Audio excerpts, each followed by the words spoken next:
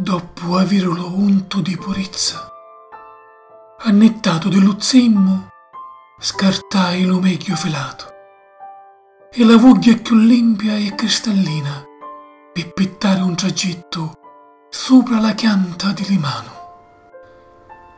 Senza spagno, decorai ogni ito, e ancora le linee della vita e dell'amore. E con coraggio presso ogni via, a sacco e morte mentre stanava lo riso e l'allegria. Non una sola stezza di sangue strabudì, e nuda sfrontatezza procurai alla mia ragione e alla mia follia. Dallo frastono e dallo silenzio untisi lo rufolo sordo di l'ungiammarsi.